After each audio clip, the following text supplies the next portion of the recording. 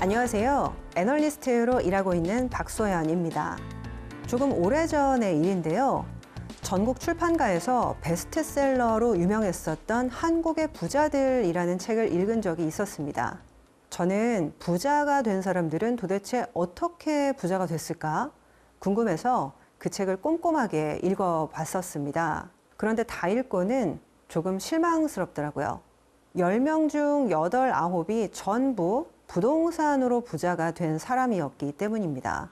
아마도 한국에서 부동산 불패 신화가 절대 꺼지지 않는 이유겠죠. 그렇다면 앞으로도 과연 그럴까 생각을 한번 해보게 되는데 저는 조금 다른 생각을 가지고 있습니다.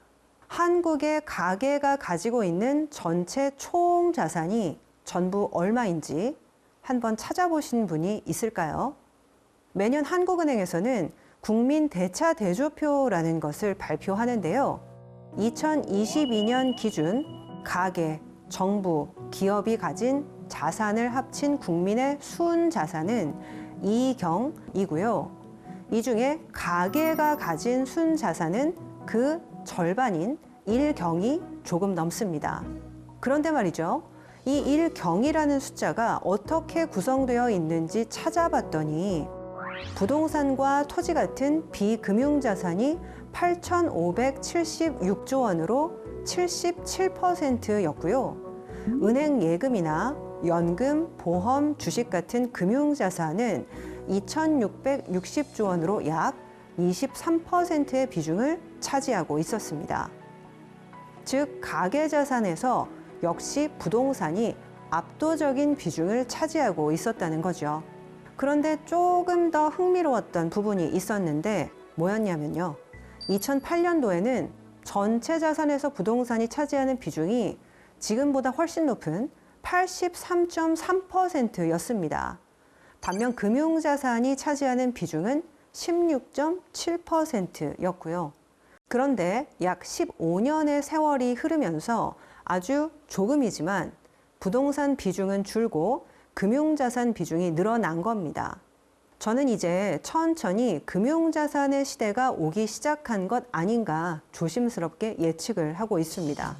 경제발전 초기에는 공장과 건물을 짓고 사업을 시작하게 되기 때문에 부동산을 가지고 있느냐 없느냐가 굉장히 절대적입니다.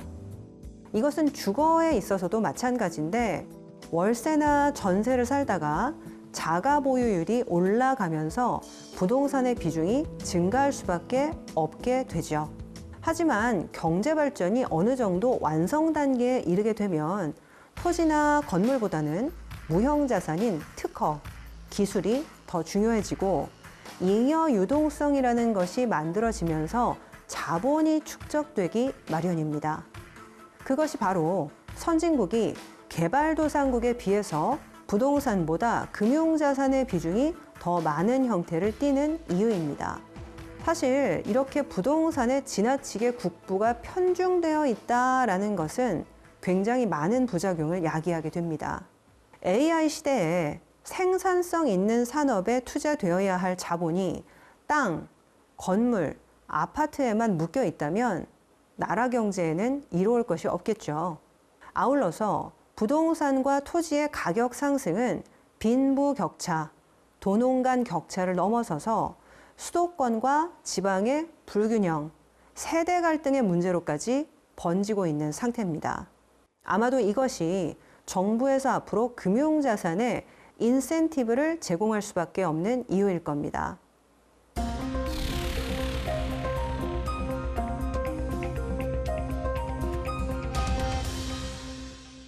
혹시 ISA 계좌라는 것을 들어보신 적이 있으실까요?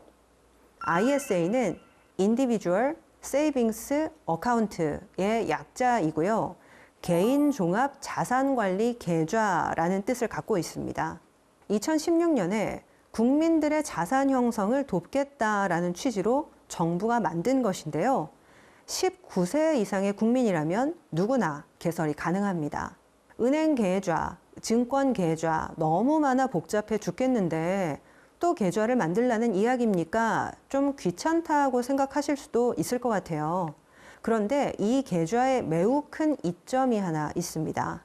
원래 예적금이나 채권에서 이자가 나오거나 주식에서 배당이 나오거나 아니면 펀드 같은 금융상품에 투자해서 이익을 보게 되면 15.4%의 소득세를 납부해야 하는 거는 아마 다 아실 겁니다.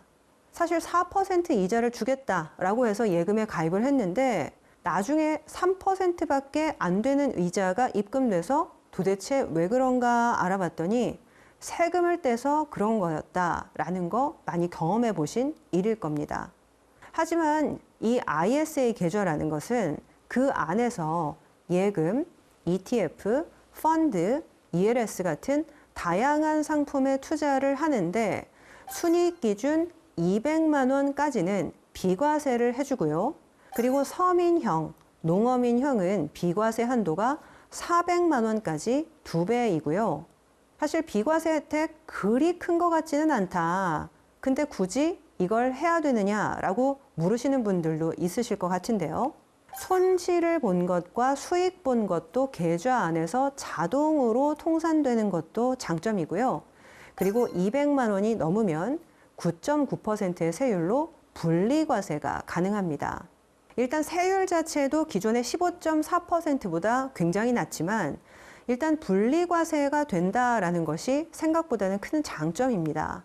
왜냐하면 이미 많은 분들 아마 알고 계시겠지만 우리나라에는 금융소득 종합과세라는 것이 있기 때문이죠. 우리나라에서는 이자나 배당 같은 금융소득의 합계 금액이 2천만 원을 넘게 되면 근로소득이나 사업소득 같은 다른 소득과 합산을 해서 세금을 떼어갑니다. 만약 내가 직장에서 7천만 원 정도의 월급을 받고 있어서 근로소득세 세율 구간이 24%였는데 내가 갑자기 이자와 배당으로 2천만 원 이상의 돈을 벌어버리면 그 해에는 종합과세 대상이 되어버립니다. 이자와 배당으로 돈을 많이 벌었어도 세금도 더 많이 내야 하는 그런 아이러니가 발생할 수도 있다는 거죠. 그래서 의외로 미리미리 비과세 통장을 통해서 분리과세 등의 절세 전략을 잘 세우는 것은 굉장히 중요합니다. 절세 전략에 있어서 또 하나의 중요한 계좌는 IRP와 퇴직연금입니다. 은퇴 후에 퇴직금을 계좌에 넣어놓고 이자나 배당 소득으로 생활을 해야겠다라고 생각하시는 분들이 많으실 텐데요. 분리과세의 혜택이 이 IRP와 퇴직연금에도 있기 때문에 매우 중요합니다. 예를 한번 들어보겠습니다. 은퇴 후에 퇴직금을 모두 은행에 넣어놓고 이자로 매년 2천만 원을 수령하시는 분이 있다라고 생각을 한번 해보겠습니다.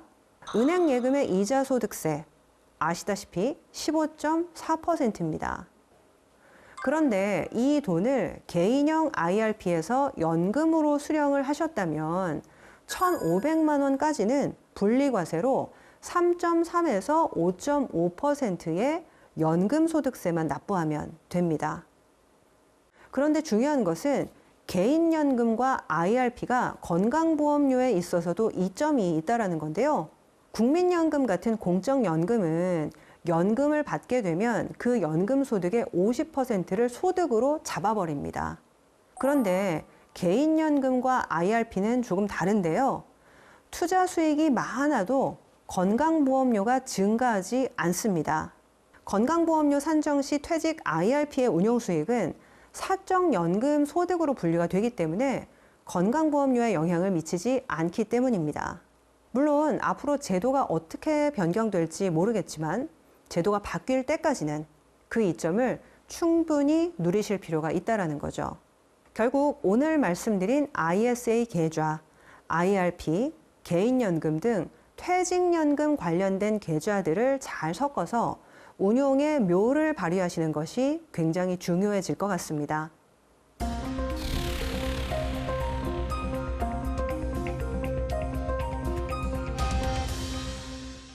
구체적으로 ISA 그리고 IRP 계좌 내에서 어떤 상품을 투자하실 수 있는지 알아두시면 좀 좋을 것 같은데요. 일단 첫 번째는 채권입니다.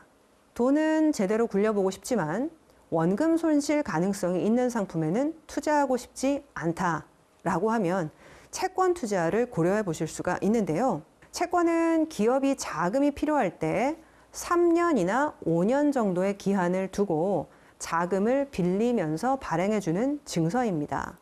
은행의 예적금 금리는 2에서 3% 정도가 고작이지만 일부 기업의 회사채는 4에서 5% 이상도 나오는 경우가 있습니다. 주식 투자는 쉬워도 채권 투자는 공부해야 할 것이 많아서 많이들 복잡하게 느끼시는데 요새는 증권사의 애플리케이션에서 직접 개별 채권을 사고 파실 수가 있게 돼서 투자도 굉장히 손쉬워진 측면이 있습니다. 다만 유의하실 점이 있는데요. 만약에 만기가 되기 전에 채권을 중도에 매도를 하면 원금 손실을 볼 수 있다라는 거. 그리고 조금 극단적인 사례긴 하지만 만약에 채권을 발행한 회사가 갑작스럽게 자금 사정이 어려워지면 상환을 받지 못하는 경우도 종종 있다라는 것 정도는 고려하실 필요가 있겠습니다. 그리고 요새는 ETF를 통해서 채권을 많이들 투자를 하시는데요. 채권에 직접 투자하는 것과 달리 ETF로 채권을 투자하게 되면 금리 상승기에는 평가 손실을 보실 수도 있습니다. 그래서 이 점도 꼭 기억해 주셨으면 좋겠습니다. 둘째는 리츠입니다. 리츠는 투자자에게 자금을 모아서 부동산에 한꺼번에 투자하고 그 수익을 투자자에게 다시 돌려주는 주식회사형 부동산 상품입니다. 법적으로는 배당 가능 이익의 90% 이상을 의무적으로 배당을 해야 되기 때문에 배당률이 4에서 6%로 굉장히 높습니다. 게다가 지금과 같은 물가 상승기에는 실물 자산을 보유하는 것이 상대적으로 유리하죠. 그래서 인플레이션 해지 효과도 기대해 볼 수 있는 것이 리츠입니다. 다만 경기가 침체가 되거나 건물 가치가 떨어지면 보유했던 부동산의 공실이 늘어나고 임대료를 받지 못하는 경우도 생기기 때문에 이 점은 유의하시면서 투자하셨으면 좋겠습니다.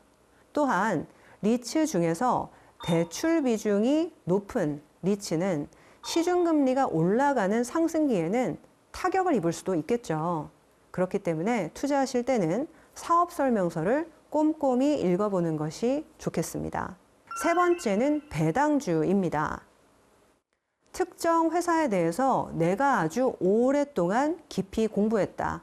그리고 확신이 있다라고 하면 개별 주식에 적극적으로 투자하시는 경우가 있겠죠. 하지만 일반적인 직장인들은 생활, 업무에 너무 바빠서 그 정도의 시간을 제대로 내기가 아주 어렵습니다.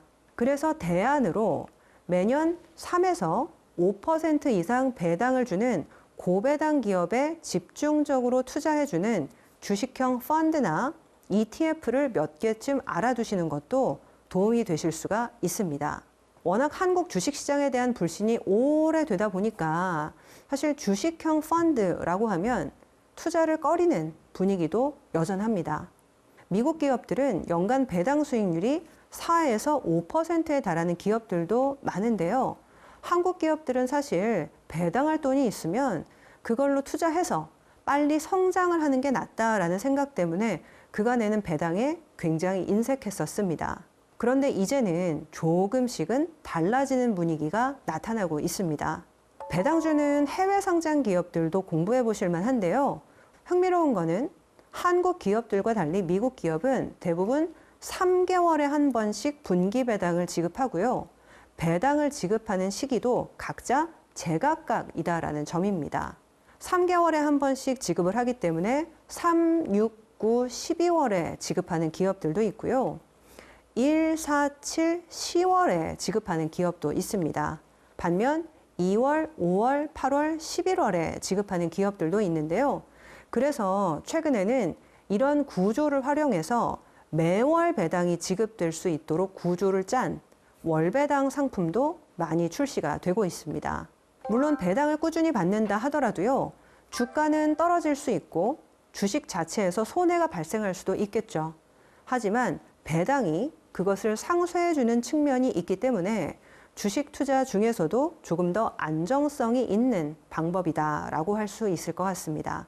오늘은 나이가 들면서 점점 더 관심이 가실 수밖에 없는 절세, 연금, ISA에 대해서 알아보았습니다. 모쪼록 적극적으로 미래에 대한 설계를 해보시는 계기가 되셨으면 좋겠습니다.